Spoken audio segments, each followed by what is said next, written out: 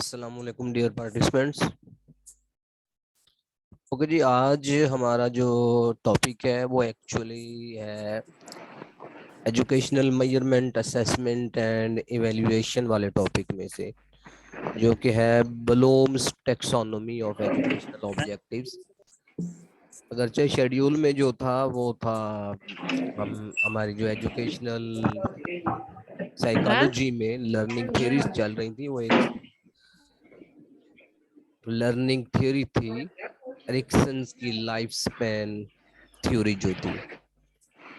लेकिन उसको अभी मैंने पेंडिंग कर दिया है। वो ईद के बाद कुछ टॉपिक्स जो हैं वो साइकोलॉजी के हों, दो चार और भी रहते हैं, उनको बाद में कवर कर लेंगे। तो ये चूंकि एक अहम टॉपिक है educational assessment measurement and educational measurement and evaluation वाले टॉपिक में से, तो आज हम इसको कंक्लूड करने की कोशिश करते हैं। इसके अलावा एक और भी है, सोलो टेक्सोनोमी। तो सोलो टेक्सोनोमी भी आपने, मतलब अगर मैं ये ना करवा सकूं तो आपने वो लाजमी स्टडी करना है।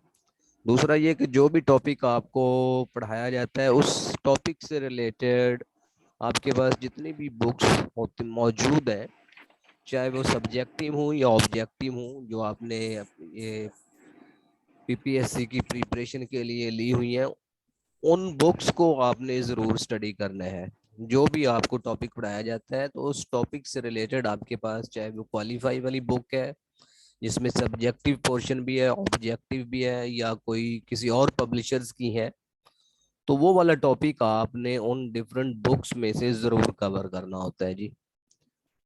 ओके जी, आज हम इसको स्टार्ट करते हैं। Bloom's taxonomy of educational objectives.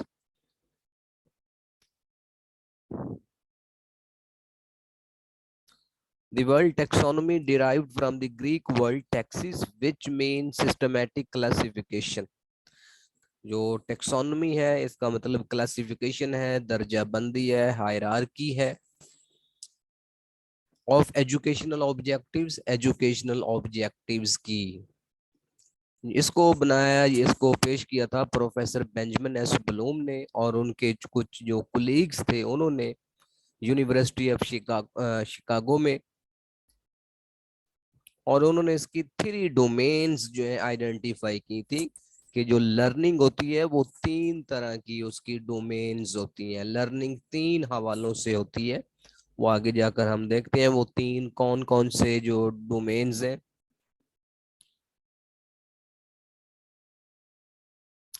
Presented is taxonomy related to cognitive. Benjamin S Bloom जो था उसने जो अपनी टेक्सोनोमी पेश की थी, उसने जो एक डोमेन पेश की वो कॉग्निटिव डोमेन है। बाकी जो बाद में उसके जो आप क्या कह सकते हैं एसोसिएट्स थे या फेलोज थे, मसलन क्रैथहॉल, उसने इफेक्टिव डोमेन पेश की, और बाद में सैमसन ने जो है वो साइकोमोटर डोमेन पेश की थी 1972 में, और इफेक्टिव डोमेन ये 1964 में पेश हुई थी। तो टेक्सोनोमी का मतलब पहले हम देख चुके हैं जी। इसका मतलब क्लासिफिकेशन है, दर्जा बंदी है। किस चीज की क्लासिफिकेशन है या दर्जा बंदी है? लर्निंग की। यानी कि बेंजामिन एस ब्लूम और उसके ये दीगर जो फेलोज थे, या आप कह सकते हैं उनके कुलीग्स थे, उनका ये मानना था कि लर्निंग जो होती है वो तीन तरह से होती है, तीन हवालों से होती है। एक कॉग्निटिव है, दूसरा अफेक्टिव है, और तीसरा साइकोमोटर डोमेन है। तो इन लोगों का ये मानना था कि जब भी टीचर टीचिंग करे या वो टीचिंग के लिए अपने एसएलओज या वो लर्निंग ऑब्जेक्टिव्स बनाने लगे, तो वो इन तीनों डोमेन्स को मद्देनजर रखे। यानी कि लर्निंग ऑब्जेक्टिव्स बनाने में ये जो ब्लूम्स टेक्सोनोमी है ये बहुत की रोल प्ले करती है। इसके अलावा जब आपके पेपर्स बनते हैं ये किसी भी क्लास के, तो उसमें भी इन इस टेक्सोनोमी को मद्देनजर रखा जाता है कि हमने कॉग्निटिव डोमेन के कितनी परसेंटेज रखनी है, और कॉग्निटिव के भी इसके आगे जो सब कैटेगरीज हैं उनमें से कितनी कितनी परसेंटेज रखनी है। हमारे यहाँ जो अमूमन पेपर आजकल होते हैं तो उसमें कॉग्निटिव डोमेन की जो पहले नंबर पर उसकी जो सब डोमेन है नॉलेज, अमूमन पेपर जो है उसी कैटेगरी में आते हैं, नॉलेज वाली जो किस्म है उसमें से आते हैं। मतलब ये है कि वो रट्टाइज्म चेक किया जाता है, जस्ट मेमोरी चेक की जाती है, अगली स्टेजेस चेक नहीं की जाती। तो आजकल जो है वो उसको बोर्ड्स जो है उनको वो रिवाइज कर रहे हैं कि सिर्फ नॉलेज नहीं बल्कि कंप्रीहेंशन, एप्लीकेशन, वो आगे परसेंटेज के हिसाब से क्वेश्चंस होने चाहिए। इसी तरह अफेक्टिव डोमेन और साइकोमोटर डोमेन, इनके मतलब लर्निंग जो है इन तीनों हवालों से होनी चाहिए। बच्चे की जो लर्निंग है वो तीनों पहलुओं को मद्देनजर रख कर कराई जानी चाहिए। टीचर्स जो भी अपने लर्निंग ऑब्जेक्टिव्स या जिसको हम एजुकेशनल ऑब्जेक्टिव्स कहते हैं, जब वो एजुकेशनल ऑब्जेक्टिव्स बनाने लगे तो उसके माइंड में ये तीनों चीजें होनी चाहिए कि बच्चे की लर्निंग जो है वो कॉग्निटिव यानी कि उसके माइंड से, मेमोरी से रिलेटेड भी हो, अफेक्टिव आगे हम देखेंगे मसला इसका ताल्लुक जो है आपकी एटीट्यूड से है, इमोशन से है, इंटरेस्ट से है, वगैरह वगैरह। और साइकोमोटर डोमेन मींस के लर्निंग बाय डूइंग, कि जब भी एजुकेशनल ऑब्जेक्टिव्स बनाए जाएं तो इन तीनों चीजों को, इन तीनों पहलुओं को मद्देनजर रखकर जो एजुकेशनल ऑब्जेक्टिव्स हैं वो बनाने चाहिए। और लर्निंग इन तीनों हवालों से, तीनों पहलुओं के हवाले से होनी चाहिए। और इसी तरह जब आप क्वेश्चन पेपर बनाते हैं तो क्वेश्चन पेपर्स बनाते वक्त भी आपको इन चीजों को मद्देनजर अमूमन जो है ये कॉग्निटिव डोमेन जो है पेपर बनाते वक्त कॉग्निटिव डोमेन और इसकी जो सब कैटेगरीज हैं इसको मद्देनजर रखा जाता है। ओके जी, अब हम इसकी डिटेल्स देखते हैं। Blooms taxonomy is actually a classification of levels of learning. जैसा कि पहले मैंने बताया कि ये लर्निंग के लेवल्स जो है उसकी एक दर्जा बंदी है, हायरार्की है। It can be used by teachers and the educationists to classify and organize learning objectives. Teachers और educationist या जो एक्सपर्ट्स हैं वो लर्निंग ऑब्जेक्टिव्स बनाते हुए इस टेक्सोनोमी से मदद ले सकते हैं। इस टेक्सोनोमी को यूज करते हुए वो लर्निंग ऑब्जेक्टिव्स जो है उनको वो क्लासीफाई और ऑर्गेनाइज कर सकते हैं। अब आपको ये मालूम होना चाहिए कि लर्निंग ऑब्जेक्टिव्स क्या होते हैं। Learning objectives are the statements that tell us what the students are expected to learn from the topic और लेसन। मिसाल के तौर पर जब भी आप कोई चीज पढ़ाने लगते हैं तो आप लेसन प्लानिंग करते हैं, तो उस लेसन प्लानिंग में आप अपने लर्निंग ऑब्जेक्टिव्स लिखते हैं कि after this unit the students, for example ये मैंने आज ही का हम इसकी एग्जांपल ले लेते हैं ब्लूम्स टेक्सोनोमी की। तो आज का हमारा एक लर्निंग ऑब्जेक्टिव ये हो सकता है कि after reading this unit the students will be able to understand the Bloom's taxonomy, will be able to use Bloom's taxonomy in making learning or in making educational objectives। मतलब ये कि आज के लेक्चर के एंड पर आप इस काबिल हो जाएंगे कि आप खुद जो है अपने एजुकेशनल ऑब्जेक्टिव्स बनाएं इसी टेक्सोनॉमी को यूज करते हुए। तो ये आज के हमारे लर्निंग ऑब्जेक्टिव्स हो सकते हैं। अमूमन जो है आपने देखा होगा कि हर चैप्टर के स्टार्ट में, किसी भी लेसन के स्टार्ट में लर्निंग ऑब्जेक्टिव्स लिखे हुए होते हैं कि after reading this units the students will be able to define will be able to define verbs, will be able to define nouns and its kinds। इसी तरह डिफरेंट जो है वो लर्निंग ऑब्जेक्टिव्स लिखे होते हैं। तो ये होता है जी लर्निंग ऑब्जेक्टिव। और इन लर्निंग ऑब्जेक्टिव्स को बनाने में ये ब्लूम्स टेक्सोनॉमी जो है वो बहुत हेल्प आउट करती है और आपको बताती है कि जब आपने लर्निंग ऑब्जेक्टिव्स बनाने हैं तो उसमें आपने इन तीनों चीजों को मद्देनजर रखना है। मत ये नहीं होना चाहिए कि सिर्फ आप कॉग्निटिव डोमेन को मद्देनजर रखें, इफेक्टिव को ना रखें और साइकोमोटर को ना रखें। तीनों चीजों को आपने मद्देनजर रखना है। The Bloom's taxonomy tells us that learning takes place in three domains: cognitive domain, affective domain और psychomotor domain। Psychomotor domain का पुराना नाम है जी cognitive domain। Bloom's taxonomy is about 3H: head, heart and hand। ये इसका ताल्लुक जो है वो 3H से है जी। पहले वाला कॉग्निटिव, इसका ताल्लुक हेड से है, मेमोरी से है, माइंड से है। दूसरा जो है इफेक्टिव डोमेन, इसका ताल्लुक हार्ट से है, मतलब इमोशन से है, इंटरेस्ट से है, आपके एटीट्यूड से है। और साइकोमोटर का ताल्लुक आपके फुट और हैंड से है, मतलब लर्निंग बाय डूइंग से है। A teacher teaching in class teaches keeping all three domains in mind. Prepare learning objectives according to these three domains. If any domain is missed, then proper learning will not take place. Okay जी, Bloom's taxonomy में सबसे पहले जो domain है वो है जी cognitive domain, जो कि बेंजामिन एस ब्लूम ने 1956 में दी थी। इसका ताल्लुक किस चीज से है कि इसका ताल्लुक है जी इट इज कंसर्न।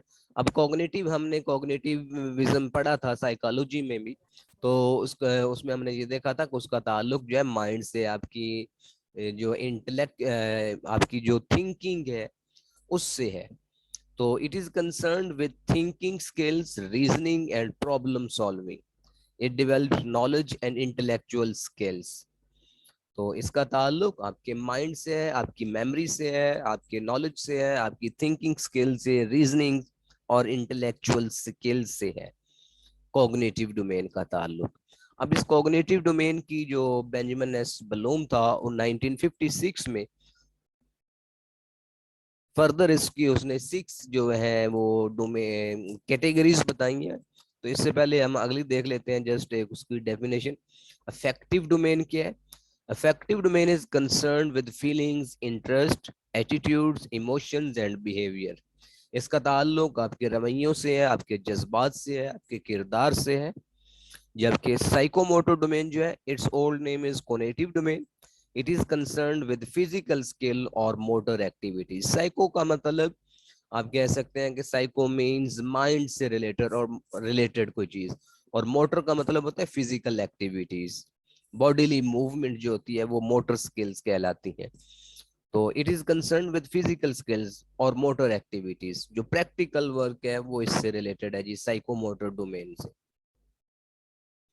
अब कॉग्निटिव डोमेन सबसे पहले हम देखते हैं जी। Cognitive domain Benjamin S Bloom ने 1956 में दी।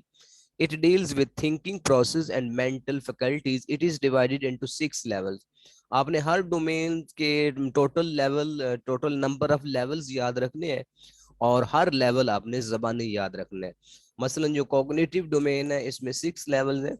Knowledge, comprehension, application, analysis, synthesis and evaluation, ये 6 हैं। ये 1956 में बेंजामिन एस ब्लूम ने दिए थे।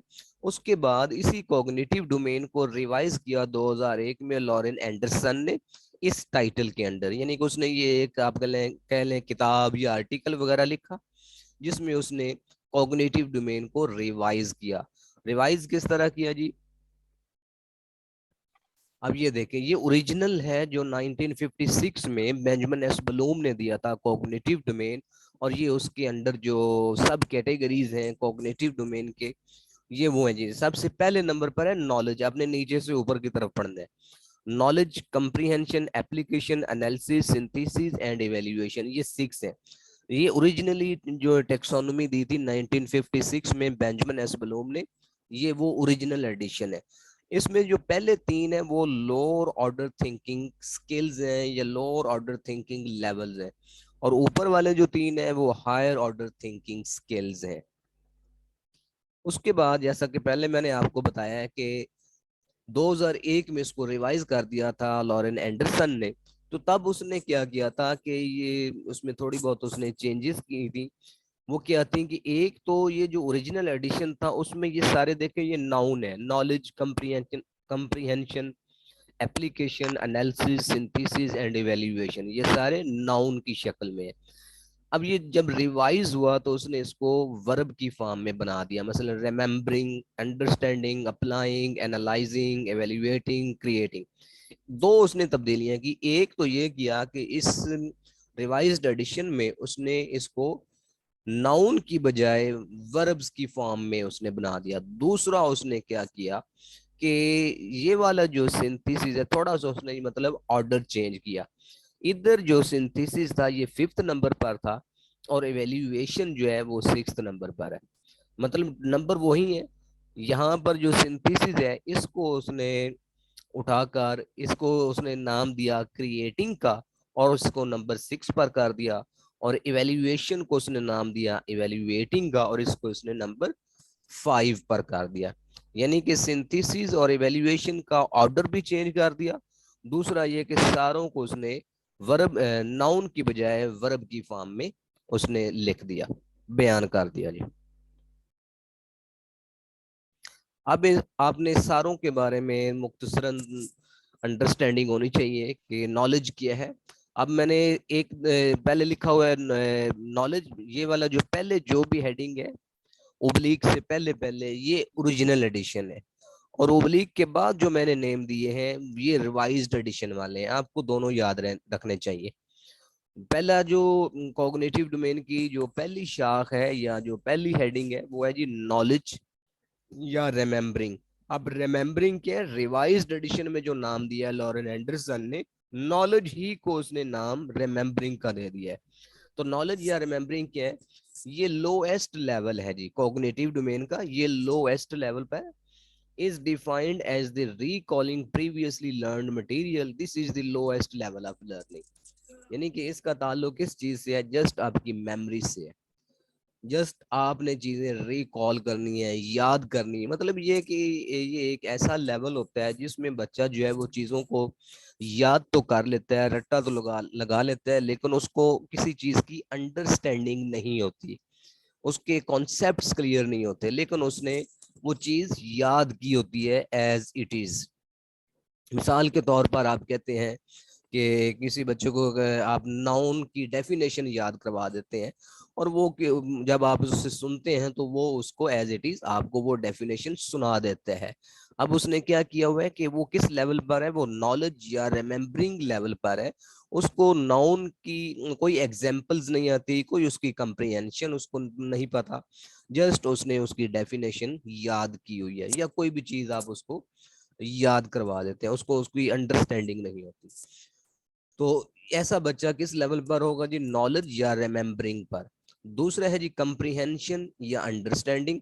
कंप्रीहेंशन जो ओरिजिनल एडिशन में दूसरे नंबर पर है, और उसी कंप्रीहेंशन ही का जो रिवाइज्ड एडिशन में नाम दिया गया उसको अंडरस्टैंडिंग का नाम दिया गया। अब इसमें क्या होता है कि बच्चा जो है उसको वो इस लेवल पर होता है कि ना सिर्फ वो चीज़ों को याद करता है, उसकी मेमोरी में होती है, उसको ना सिर्फ ये कि वो रिकॉल कर सकते हैं, बल्कि वो चीज़ों को अंडरस्टैंड भी करता है। मिसाल के तौर पर यहाँ पर उसने नाउन की डेफिनेशन सुनाई, अब यहाँ पर वो उसकी एग्जाम्पल भी दे सकेगा। is defined as the ability to grasp the meaning of the material। अब यहाँ पर सिर्फ मटेरियल याद होता है पहले लेवल में, अब यहाँ पर उसके उसके मीनिंग और कॉन्सेप्ट्स भी क्लियर होने शुरू हुए। दिस में include translating and interpreting material. This level of learning is one step higher than to that of knowledge. जैसे जैसे आप अगले लेवल की तरफ जाते जाते चले जाएंगे, वैसे वैसे जो है आप हायर ऑर्डर थिंकिंग लेवल की तरफ बढ़ते चले जाएंगे। और पहले 3 लेवल जो है वो लोअर ऑर्डर थिंकिंग लेवल है, लेकिन ये जो दूसरा है ये पहले की निस्बत कंपैरेटिवली हायर लेवल है। इसी तरह तीसरा जो होगा वो दूसरे की निस्बत comparatively higher order thinking level होगा। लेकिन ये तीनों जो बेसिकली क्या है ये लोअर ऑर्डर थिंकिंग लेवल है। अब यहाँ पर क्या देखें कि explain Newton's third law of motion. अब यहाँ पर क्या बात हो रही, एक्सप्लेन की। इधर क्या होगी, डिफाइन। यहाँ पर क्या होगी, डिफाइन, रिकॉल। आगे हम इसकी वर्ब्स भी देखेंगे कौन कौन सी यूज होती हैं। तो यहाँ पर क्या है कि explains Newton third law of motion. Okay जी, नेक्स्ट हमारी कॉग्निटिव डोमेन में जो लेवल है वो है जी एप्लीकेशन। एप्लीकेशन ओरिजिनल एडिशन में बेंजामिन एस ब्लूम ने जो यूज किया था, और अप्लाइंग रिवाइज्ड एडिशन में आया है। अब ये किस चीज में इस सिचुएशन में क्या होता है कि बच्चे के पास जो लर्न या गेन्ड मटेरियल होता है वो इसको एक न्यू सिचुएशन में यूज कर सकता है। Refers to the ability to use learned material in new situation. This include application of rules. It is the higher level of thinking than that of the understanding and comprehension. ये पिछले यानी कि 2 number level पर number 2 जो है हमने पढ़ा था अंडरस्टैंडिंग या कंप्रीहेंशन, उससे ये कंपैरेटिवली हायर लेवल है। और लेकिन ये जो पहले जो तीन है, नॉलेज, कंप्रिहेंशन और एप्लीकेशन एप्लीकेशन, ये तीनों ही लोअर ऑर्डर थिंकिंग लेवल्स हैं। उसके बाद नेक्स्ट आ जाता है जी एनालिसिस। ओरिजिनल एडिशन में और रिवाइज्ड एडिशन में उसी को नाम दिया गया एनालाइजिंग का। अब ये किस चीज को रेफर करता है जी? Refers to the ability to break down material into its components. The individual at this level is able to break the materials into several parts, differentiate and compare the things। यानी कि अब यहाँ पर क्या है कि आप किसी भी चीज को एक्सप्लेन कर सकते हैं, उसको डिफरेंट पार्ट्स में बांट कर उसको डिफरेंशिएट करना, उसको कंपेयर करना वगैरह वगैरह, मुख्तलिफ यानी कि छोटे छोटे हिस्सों में, एलिमेंट्स में, यूनिट्स में, पार्ट्स में आप चीजों को बांट कर उसका कंपैरिजन कर सकते हैं इस लेवल पर। अब ये हायर, यहाँ से higher order thinking level start हो जाता है जी। सिंथेसिस, ये ओरिजिनली जो है ये मतलब ओरिजिनली एडिशन जो था उसमें सिंथेसिस नाम दिया गया था, जबकि रिवाइज्ड एडिशन में इसी को क्रिएटिंग का नाम दिया गया और इसका ऑर्डर भी चेंज कर दिया गया। Synthesis is a part of the original edition at the fifth level. Original edition जो था उसमें 5वें नंबर पर था, और जबकि इसका नाम रिवाइज्ड एडिशन में क्रिएटिंग कर दिया गया और इसका लेवल जो है 6th कर दिया गया। It refers to the ability to put parts together to form a new whole. यानी कि इसका मतलब ये क्रिएटिविटी है, कोई नई चीज बनाना, कोई नए नए नए आइडियाज अपनी तरफ से देना। दिस में involve production of new speech और थीम, कोई न्यू पोएम आप लिखते हैं, कोई चीज कंपोज आप करते हैं, म्यूजिशियन जो है वो एक नया जो है म्यूजिक कंपोज करता है, राइटर जो है या पोएट जो है वो कोई नई पोएम लिखते हैं, तो वो इस क्रिएटिविटी में आता है। Production of research proposal. अब यहाँ पर आपने ये चीज याद रखनी कि सिंथेसिस जो है ओरिजिनल एडिशन में 5th नंबर पर है, इसी को उसने चेंज किया है क्रिएटिंग के साथ और इसको 6th लेवल में यानी कि हाईएस्ट लेवल पर रख दिया गया है रिवाइज्ड एडिशन में। नेक्स्ट आ जाता है जी इवेल्युएटिंग या इवेल्युएशन। इवेल्युएशन जो है ये ओरिजिनल एडिशन में है और इवेल्युएटिंग रिवाइज्ड एडिशन में है। In original edition of cognitive domain the evaluate. अब यहाँ पर ये कि इसको याद रखना है कि ये जो रिवाइज्ड एडिशन है उसमें ये 5वें नंबर पर है। ओरिजिनल एडिशन की हम बात करेंगे तो ये 6ठे नंबर पर है, जबकि रिवाइज्ड एडिशन में ये 5वें नंबर पर है। और 5वें नंबर से मुराद ये है कि ये क्रिएटिविटी से पहले का है, क्रिएटिविटी इसके बाद आएगी रिवाइज्ड एडिशन के according. In original edition of cognitive domain, the evaluation is at 6th level, while in revised edition of Lauren Anderson 2001, it's on 5th level and has been renamed as evaluating. When a person is able to give reason, debate, and decide, he is at evaluation level। अब क्या होता है कि यहाँ पर क्या है कि आपके सामने डिफरेंट चीजें होती हैं, आप उनके बारे में जस्टिफिकेशन पेश करते हैं, उनको डिबेट करते हैं, रीजंस देते हैं, और जो डिफरेंट चीजें हैं उनके बारे में फिर अपनी भी ओपिनियन देते हैं। It is concern with the ability to जज the value of material like novel, report और poem. This is the highest level of thinking. अब ये हाईएस्ट लेवल किस चीज पर है? ये ओरिजिनल एडिशन के अकॉर्डिंग है, जबकि जो रिवाइज्ड एडिशन है उसमें जो हाईएस्ट लेवल पर है उसमें कौन सा है? उसमें क्रिएटिविटी है। ये फर्क आपने मद्देनजर रखना है। दोनों एडिशंस के जो नेम्स हैं कॉग्निटिव डोमेन के वो आपने याद रखने हैं।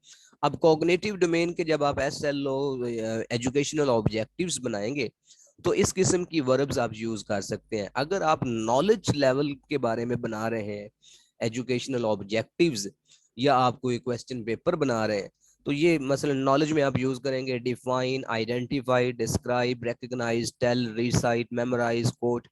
जबकि अंडरस्टैंड में समराइज, इंटरप्रेट, क्लासिफाई, कंपेयर, इसी तरह ये सारी एग्जांपल्स दी गई हैं। और ये अगले पेज पर भी एक स्क्रीनशॉट मैंने यहाँ पर लगाया हुआ है, ये भी वर्ब्स हैं। हर लेवल के अकॉर्डिंग जो है कौन कौन सी वर्ब्स यूज हो सकती हैं वो मैंने इधर दी हुई है जी। अच्छा जी, अब आपके आपने ये इसका जवाब देना है इसकी एक एग्जाम्पल है कॉग्निटिव डोमेन की। A teacher of philosophy ask the students to define ontology, यानी कि फिलोसफी का जो टीचर है वो स्टूडेंट से कहता है कि define ontology, which level of cognitive domain the teacher is trying to measure the competency of students. अब आपने बताना है कि टीचर जो है वो स्टूडेंट्स की कौन से लेवल की कॉम्पिटेंसी को मेजर करना चाह रहा है। हाँ जी बताएं, जल्दी करें जी। नॉलेज या रिमेम्बरिंग, कंप्रिहेंशन या अंडरस्टैंडिंग, एप्लीकेशन या अप्लाइंग, एनालिसिस या एनालाइजिंग, एवेल्युएशन या एवेल्युएटिंग। ओके जी, तो इसका जवाब है जी नॉलेज या रिमेम्बरिंग। अभी हमने देखा था एग्जांपल्स में कि डिफाइन, रिकॉल जो है इस किस्म के अल्फाज जब जब यूज हो रहे हैं तो वो नॉलेज लेवल के अकॉर्डिंग होते हैं। नेक्स्ट एक और एग्जांपल है जी, a pupil teacher is writing a learning objective. Pupil teacher यानी कि जो फ्यूचर में मतलब for suppose you are a pupil teacher, pupil lecturer, या इसको आप क्या कह सकते हैं कि मुस्तकबिल में जो टीचर बनने वाले होते हैं उनके लिए ये लफ्ज़ इस्तेमाल होता है। A pupil teacher is writing a learning objectives that at the end of the lesson the students will be able to define the adjectives at which level of cognitive domain the pupil teacher is। सवाल को पहले समझ लें कि एक pupal teacher जो है वो लर्निंग ऑब्जेक्टिव बना रहा है या लिख रहा है। क्या लिख रहा है? that at the end of the lesson the students will be able to define the adjectives, कि इस सबक के खत्म पर स्टूडेंट्स जो है वो इसमें सिर्फ बयान करने के काबिल हो जाएंगे। at which level of cognitive domain the pupil teacher is। अब उस प्यूपल टीचर का कॉग्निटिव डोमेन के अकॉर्डिंग कौन सा लेवल है? नॉलेज या remembering, comprehension, understanding, application, applying, analysis, analysing, evaluation या इवेल्युएटिंग। हाँ जी, क्या होगा जी?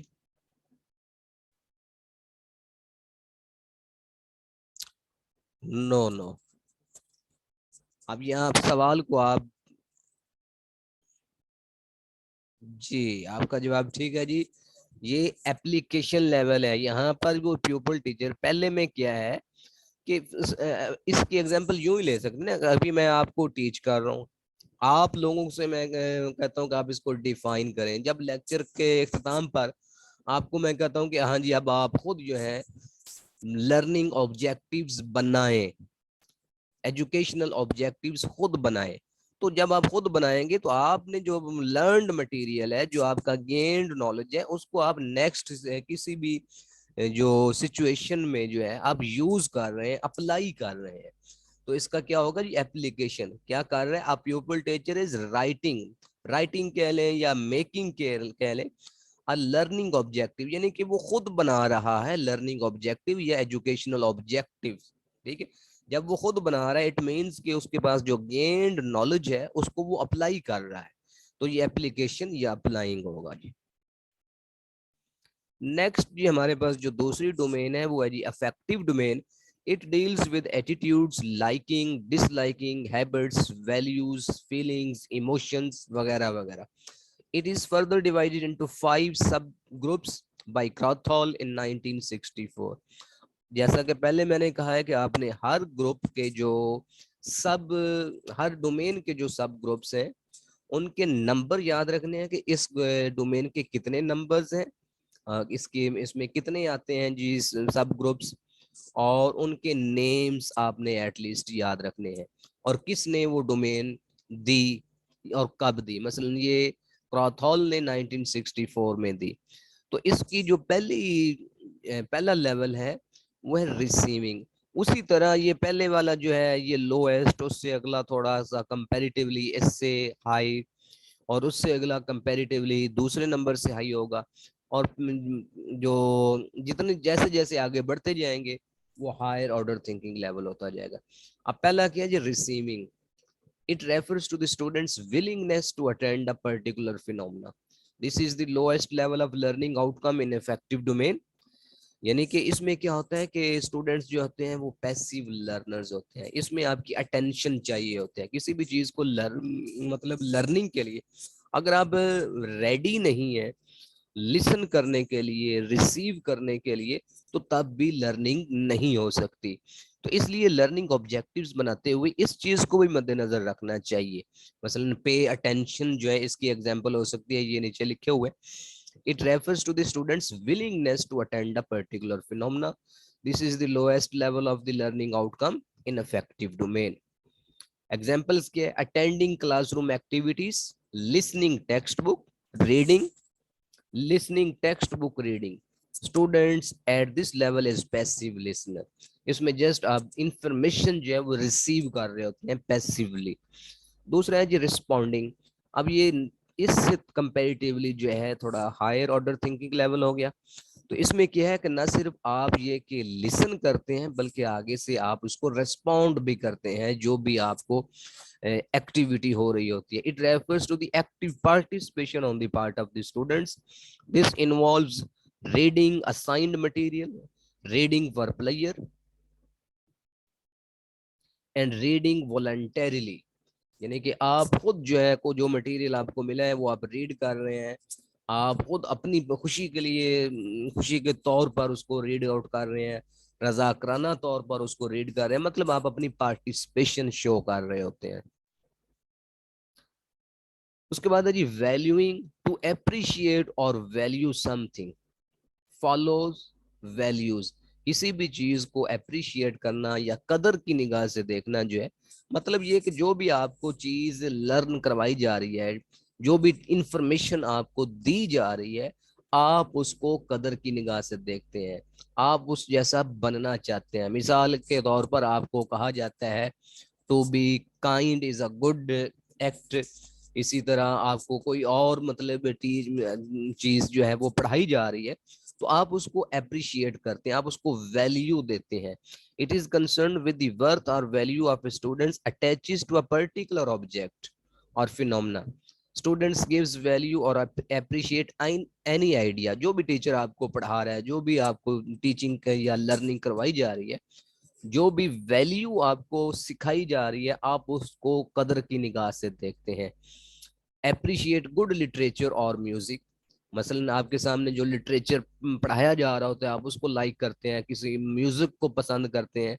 Showing concern for the welfare of others, आपको किसी मतलब वेलफेयर के टॉपिक पर कोई लेक्चर दिया जा रहा है, तो आप वेलफेयर को अच्छा जानते हैं, उसको अप्रिशिएट करते हैं। ऑर्गेनाइजेशन क्या है कि आप टू वैल्यूज के दरमियान जो है डिफरेंशिएट करते हैं कि कौन सी वैल्यू जो है वो गुड है और कौन सी बैड है, और मैंने कौन सी ऑप्ट करनी है। मिसाल के तौर पर आप कहते हैं कि क्लासरूम में कोई स्टूडेंट है, वो किसी दूसरे स्टूडेंट की कोई चीज चुरा लेता है, और अब टीचर को पता चल जाता है, तो टीचर उस स्टूडेंट से पूछते हैं कि हाँ जी आप बताएं ये चीज किसने चुराई है, फलां की जो कलम है या किताब है, ये किसने चुराई है। अब आपको पता है कि ये मेरे फलां दोस्त ने ये चीज उसके बैग में से चुराई है। अब आपके सामने दो चीजें हैं कि अगर तो आप सच बोलेंगे, अगर आप आपके सामने दो चीजें, या तो आप सच बोलें या फिर आप झूठ बोलें और अपने दोस्त की जो फ्रेंडशिप उसको बचा लें। मतलब ये कि अगर आप सच बोलेंगे तो आपका जो दोस्त है वो नाराज हो जाएगा और उसके साथ आपकी जो फ्रेंडशिप है वो खत्म हो सकती है। लेकिन दूसरी तरफ ये है कि अगर आप मतलब ऐसा नहीं करते तो इट मीन्स कि आप झूठ बोल रहे हैं। तो इस मौके पर आप कौन सी चीज ऑप्ट करते हैं, ये चीज ऑर्गेनाइजेशन कहलाती है। Bringing together different values, resolving conflicts between them. Characterisation में क्या होता है कि कोई भी वैल्यू आप इंटरनलाइज्ड कर लेते हैं, अपनी पर्सनैलिटी का उसको पार्ट बना लेते हैं। Values become internalised and expressed by their behaviour, यानी कि आप अपनी शख्सियत, अपनी पर्सनैलिटी में उसको वैल्यू को इंटरनलाइज्ड कर लेते हैं, और फिर वो आपके बिहेवियर से वो वैल्यू जो है वो जाहिर होती है। Eight this level the individual has a value system that controls the behavior for a sufficiently long time to develop a characteristic lifestyle. Example, maintaining good health habits, practicing cooperation in group activities. Okay जी, अब इसमें जो verbs use हो सकती हैं, मसलन receive, respond, value, understand, organise personal value system, internalise value system, adopt behaviour वगैरह वगैरह। ओके जी, ये हमारा जो है 2 डोमेन्स जो है कंप्लीट हो गई हैं। तीसरी जो डोमेन है जी वो है साइकोमोटर डोमेन। साइकोमोटर डोमेन जो है it is concerned with the development of psychomotor skills, the relationship between cognitive functions and the physical movement. यानी कि इसका मतलब ये नहीं कि इसमें आपका कॉग्निशन जो है वो काम नहीं करता, आपका कॉग्निशन, आपका माइंड भी काम करता है, लेकिन माइंड और बॉडी का एक जो है इंटरेक्शन या आप कह लें कि ऑर्गेनाइजेशन जो है उसका नाम साइकोमोटर है। Driving a vehicle and playing a music, it is further divided into 7 सब ग्रुप्स बाय सिम्पसन इन 1972। इसको सैमसन ने 1972 में पेश किया और इसके 7 जो है सब ग्रुप्स हैं। The psychomotor domain includes physical movement, coordination, and the use of the motor skills area. Development of these skills requires practice and is measured in terms of speed and precision, distance, procedure, or techniques in execution, connection between mind and body. ये बस आपने याद रखना है, connection between mind and body parts is called psychomotor domain. अब इसके भी हैं जी सब कैटेगरी। पहली है जी परसेप्शन। परसेप्शन का मतलब ये है कि आप कोई चीज देखते हैं और अपने माइंड में उसको परसीव करते हैं कि मैंने ऐसा करना है। फॉर एग्जांपल आप कंप्यूटर देखते हैं तो आप के माइंड में आता है कि मैंने कंप्यूटर चलाना है।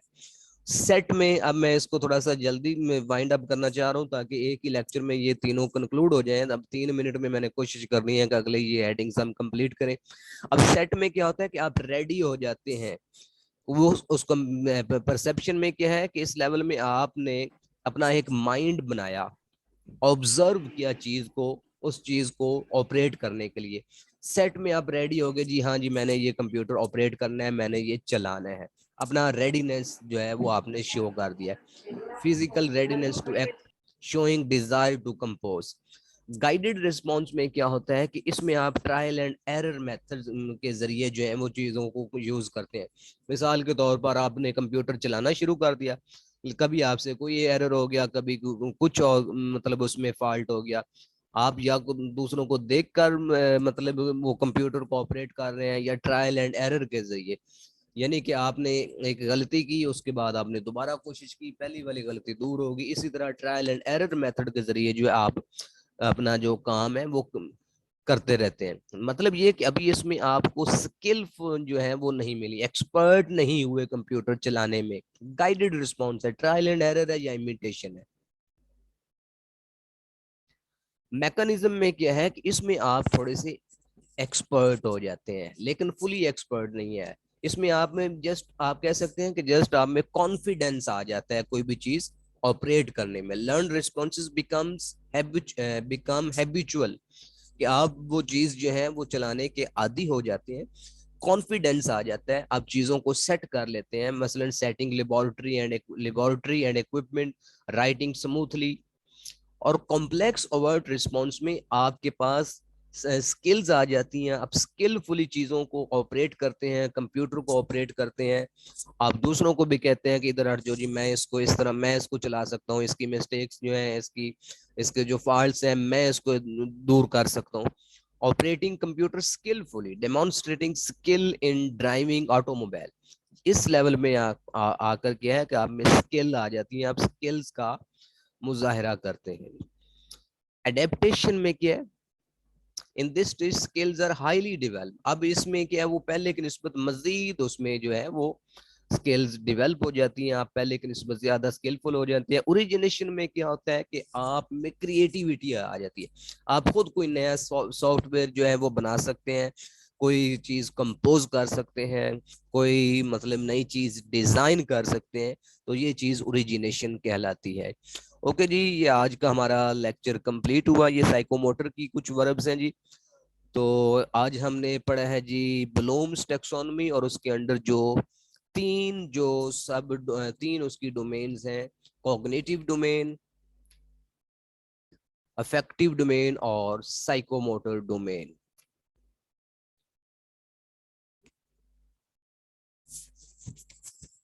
अभी जी इसको ये रिकॉर्डेड लेक्चर जो है आपको कल शेयर हो जाएगा और ये स्लाइड्स भी। ओके जी, अल्लाह हाफिज।